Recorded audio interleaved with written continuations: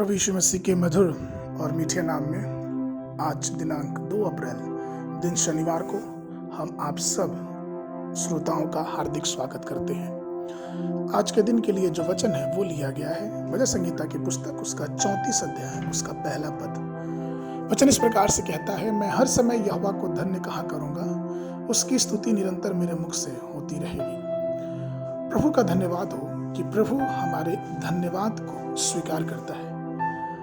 आपको पता होना चाहिए कि स्तुति जो है, आराधना जो है, धन्यवाद जो है वो दो प्रकार की होती है। एक जो हम सामान्य रूप से धन्यवाद करते हैं, सामान्य रूप से स्तुति करते हैं, और दूसरी जो परमेश्वर की महिमा और सम्मान के रूप में उसको हम भेंट चढ़ाते हैं। जब हम और आप प्रभु की आशीष प्राप्त करते हैं तो हम प्रभु का धन्यवाद देते हैं, क्योंकि हमारा स्वाभाविक है, ये सामान्य है।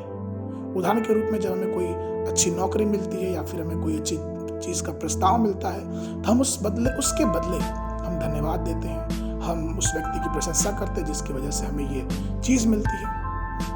और जब हम विभिन्न प्रकार की परीक्षाओं और दुखों से गुजरते हैं और अंधेरी घाटियों से होकर गुजरते हैं और हमारे विपरीत जो परिस्थितियां वो होने लगती हैं, तब हम परमेश्वर की स्तुति उस गौरवशाली गान में अपने जीवन को हम पाते हैं।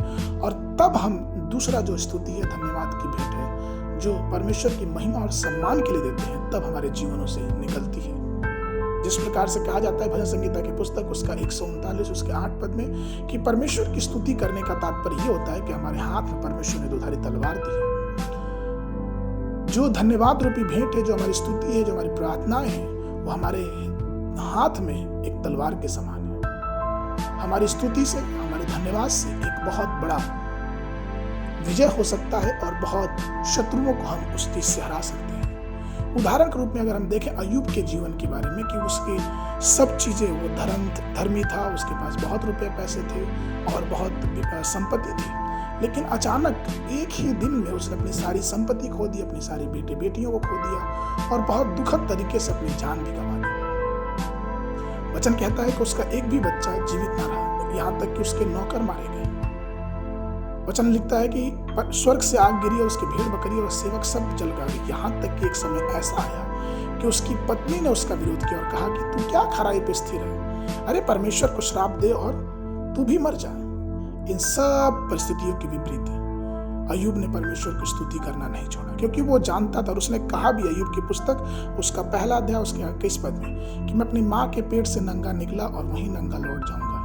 यहोवा ने दिया और यहोवा ही ने लिया, यहोवा का नाम धन्य। हम अपने प्रभु पे विश्वास कभी खोना नहीं चाहिए। हमारा परिणाम यह है कि हमें उसी की प्रशंसा करना चाहिए, क्योंकि उसकी प्रशंसा में ही हमें दुगनी आशीष मिलेगी। जो अपने खिलाफ अपनी परिस्थितियों को देखते हैं, बेरोजगारी, गरीबी, ऋणग्रस्तता को देखते हैं, अपने परिवार को देखते हैं कि किस प्रकार से कठिनाई में होकर चलती है, तो अपने जीवन को अय्यूब के जीवन से जोड़ें कि अय्यूब किस प्रकार से विषम परिस्थितियों में भी परमेश्वर की स्तुति करना नहीं छोड़ा।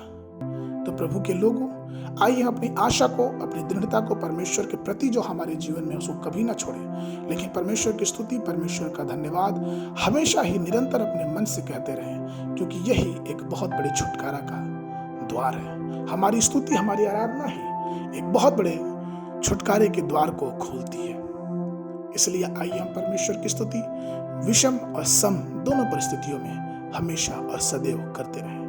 आज के मनन के लिए जो पद है वो लिया गया है याकूब की पुस्तक उसका पहला अध्याय उसका 12 पद। धन्य है वो मनुष्य जो परीक्षा में स्थिर रहता है, क्योंकि वो खरा निकलकर जीवन का वह मुकुट पाएगा जिसकी प्रतिज्ञा प्रभु ने अपने प्रेम करने वालों को दी है। सुबह के समय बाइबल का जो अध्ययन है न्यायों की पुस्तक उसका 16, 17, 18 अध्याय, और संध्या के समय लूका रचित सुसमाचार उसका 7 अध्याय 1 पद से लेके 30 पद तक। परमेश्वर आप सबको आशीष देने पाए।